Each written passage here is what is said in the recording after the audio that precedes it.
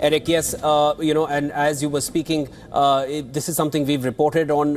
US has a major military presence across West Asia, and ironically, or as one would have expected, most of these locations have already come under attack from what is most likely Iranian missiles in the last couple of hours, ever since Israel and US have carried out those attacks on Iran. Let me quickly go over it. Bahrain it is home to the headquarters of the US Navy's 5th Fleet, as I mentioned earlier as well. There were explosions which were heard in Bahrain just a little less than an hour ago, and those are advisories that are coming in from Bahrain as well. This is the strike which took place in the Bahrain capital. Let me go over to Qatar. It's a 24-hectare Al Udeid air base. That's the largest base that the US has across West Asia. That's in Qatar. And this is in a desert outside the capital. It's very near to Doha. And this is the site which was attacked by Iranian missiles towards the end of the 12-day war last year. But this time, Qatar, this is what we've learned, is that missiles have been shot towards Qatar as well. They were intercepted, is what we've learned. We need to wait for final words to come in from the authorities in Qatar. But this is what the reports are suggesting. Kuwait, explosions have been heard here as well, and this is exactly where the US has military presence. Several military installations of the US include Camp Arifjan and the forward headquarters of the US Army Central and the Ali Al Salim Air Base. It's roughly about 40 kilometers from the Iraqi border, and that's where they have their base in Kuwait, which has already heard strikes.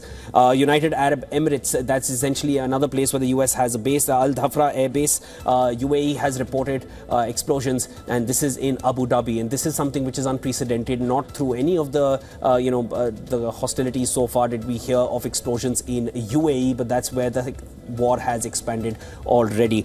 We've also, of course, Iraq and Syria, where the US has had a fair amount of presence. The US maintains a presence at Ain al-Assad Air Base in western Anbar province. This is in Iraq, and missiles have already been intercepted above Iraq.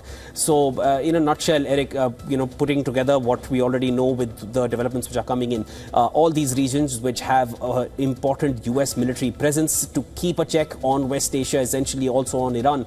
And these are regions which have already come under attack. It's not even been a couple of hours since hostilities came to light. We've been tracking it by the minute. You've been here in the studios. But, till now, how many times have we heard of UAE coming under fire when Iran or Israel have had an exchange? But this is exactly where things stand. It is not within the scope of what happened last year in those 12 days. This has already started where that one ended. One can expect it to get far worse, and all hints are suggesting this is not going to end soon, because both sides are willing to continue with the hostilities. Well, it's quite interesting that both countries, the United States and Iran, say that they do not want a regional war. This is a war between both of them, and they don't want it to escalate to a regional war. But Iran was always maintaining cautiousness, because it was saying that we do not want to attack your bases in these Arab countries because they are our friends, and we do not want to break that friendship. But ultimately, this is what is happening around that region, because some of these countries which are friends to Iran have been attacked. Shivan, I'll come back to you in a short while from now, but this is the latest that we are getting in our newsroom. And the All India Medical Students Association, IMSA, has demanded the immediate evacuation of Indian students stranded in Iran. Many students have also submitted their passports for visa extension. Students have urged the authorities to ensure these are returned promptly. Let's listen to one of the students, what he had to say. Hi everyone, I'm an Indian student and currently I'm in Tehran. The situation here feels really worse and uncertain. We really don't know what's going to happen next. We are really grateful that the Government of India and the Ministry of External Affairs are in discussion for our safety.